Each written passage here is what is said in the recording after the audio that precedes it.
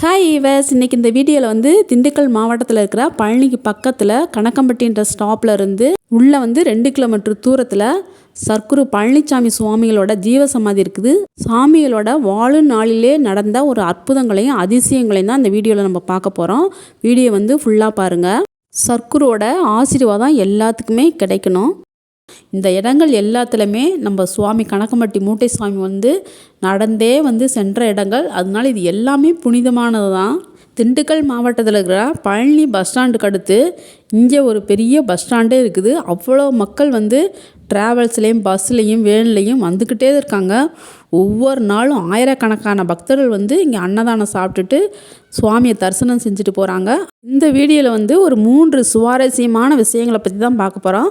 First வந்து வர்ற அமாவாசை அன்னைக்கு, இந்த வருடம் கடைசி அமாவாசை 2024க்குரியது டிசம்பர் 30 காலை 4:44 ஆரம்பித்து அடுத்த நாள் செவ்வாய்க்கிழமை காலை 5 மணி வரலும் அமாவாசை இருக்குது. இந்த டயத்தை வந்து நம்ம சர்க்குருவை வணங்குறதுக்கு நீங்கள் வந்து பயன்படுத்திக்கலாம். சர்க்குரோட ஜீவ சமாதியில் அமாவாசைக்கும் பௌர்ணமிக்கும் சந்தன காப்பும் திருநீரும் போட்டு அதை வந்து மக்களுக்கு பிரசாதமாக வழங்கிட்டு இருக்காங்க. அதை நீங்கள் வந்து எப்படி பயன்படுத்தலாம் அப்படின்றதையும் நம்ம இந்த வீடியோவில் பார்க்கலாம். திருநீர் ரெண்டையுமே ஏதாவது ஒன்று எடுத்து தண்ணியில் காலையில் வெறும் வயிற்றில் நீங்கள் குடிச்சிட்டு வந்தீங்கன்னா ரொம்ப சூப்பராக உடல் வந்து ஆரோக்கியமாக இருக்குது. நிறையா பாசிட்டிவ் எனர்ஜியும் அதுலேருந்து கிடைக்குது. இந்த இடத்துல தான் சந்தனமும் திருநீர் பாக்கெட் கொடுக்குறாங்க. ஒரு நபருக்கு வந்து ஒரு திருநீர் பாக்கெட்டும் ஒரு சந்தன பாக்கெட்டும் கொடுப்பாங்க. அதை நீங்களும் வாங்கி யூஸ் பண்ணி. ஒரு பழனிசாமி சுவாமிகள் வந்து பழனி அடிவாரத்துலேயும் இடுமன் மலையிலும் நிறையா நாள் வாழ்ந்திருக்காரு. அப்போ வந்து ஏற்பட்ட ஒரு சம்பவம் தான்.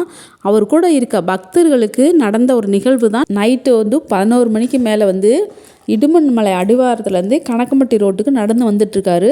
அவர் கூட வந்து 2-3 பக்தர்கள் வந்து கூட வராங்க. அவருடைய அப்போ வந்து அங்கே இருக்கிற ஒரு காவலர் வந்து அவங்கள நிப்பாட்டி எங்கே போகிறீங்கன்னு சொல்லி கேட்டிருக்காங்க. ஆனால் வந்து இவர் கூட வந்த சுவாமி வந்து சர்க்குரு வந்து முன்னாடி போயிட்டுருக்காங்க.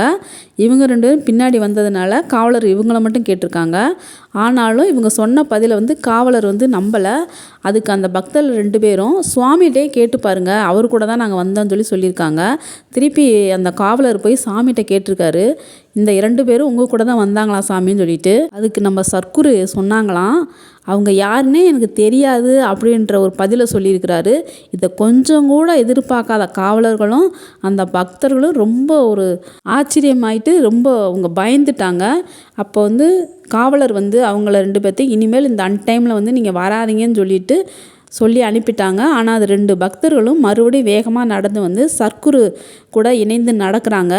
அப்போ சுவாமி எதுக்கு எங்களை தெரியாதுன்னு சொல்லி காவலரிடம் வந்து சொன்னீங்கன்னு சொல்லி கேட்குறாங்க.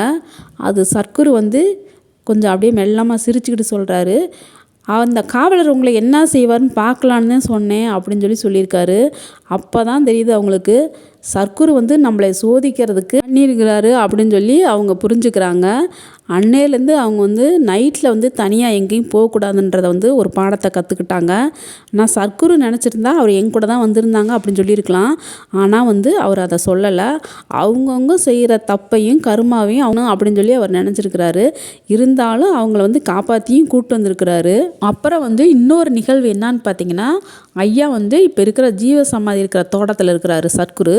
அப்போ வந்து நிறையா பெண்கள் வந்து மாரியம்மாக்கள் வந்து உட்காந்துருக்குறாங்க. அவர் வந்து பெண்களை எல்லாமே மாரியம்மா அப்படின்னு தான் கூப்பிடுவாராம். அங்கேருந்து ஒரு நபர் வந்து நடந்து வர்றாரு. ஆனால் இந்த இருக்கிற பெண்களுக்கு வந்து அவர் யாருன்னு தெரியல. தூரத்துலேயும் வராரு. ஆனால் சர்க்குரு மட்டும் அவர் வர்றதை உணர்ந்துட்டு அவர் என்ன சொல்லியிருக்கிறாருன்னு பார்த்தீங்கன்னா, பாவம் செய்யாமல் பழியை சுமந்துட்டு வர்றாரு ஒரு சாமி அப்படின்னு சொல்லியிருக்கிறாரு. இவங்க இருக்கிறவங்களுக்கு வந்து ஒன்றுமே புரியல அது என்னான்ட்டு. ஆனால் அவர் பக்கத்தில் வந்த பின்னாடி சாமிகிட்ட வந்து அவர் விஷயத்தை வந்து சொல்கிறாரு. என்ன சொன்னார்னா, நான் வந்து சென்னை பக்கத்தில் வந்து பணிபுரிஞ்சிட்ருக்கேன். என் மேலே வந்து ஒரு போலியான ஒரு கேஸை வந்து தயார் பண்ணிட்டாங்க. என்னுடைய வேலையை வந்து இப்போதைக்கு தற்காலிகமாக பணி நீக்கம் வந்து பண்ணிட்டாங்க அப்படின்ற வார்த்தையும் சொல்லியிருக்கிறாரு. அதை கேட்டோடனே அங்கே இருந்த அந்த பெண்களுக்கு வந்து ரொம்ப ஆச்சரியமாயிருச்சு.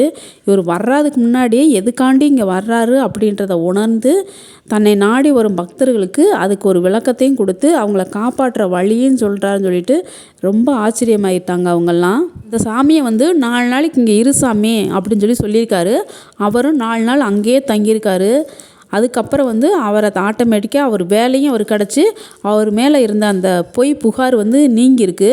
சும்மா தான் இது கொடுத்துருக்காங்கன்னு சொல்லிட்டு மறுபடியும் அவர் வேலையில் வந்து சேர்ந்துட்டு ஐயா வந்து சர்க்குருவை வந்து பார்த்து மறுபடியும் சொல்லிவிட்டு அவர் ஆசீர்வாதத்தை வாங்கிட்டு போயிருக்காருன்ற சர்க்குரு பழனிசாமி சுவாமிகள் வந்து அதிக நேரம் பழனி அடிவாரத்தில் தான் இருந்திருக்காரு. அங்கே வந்து ஒரு டீ கடையில் மட்டும்தான் வழக்கமாக வந்து அப்போ வந்து அந்த அம்மா கிட்ட போய் அவங்களுக்கு தேவையான வேலையை செஞ்சுட்டு தான் டீ வாங்கி குடிச்சிருக்காரு.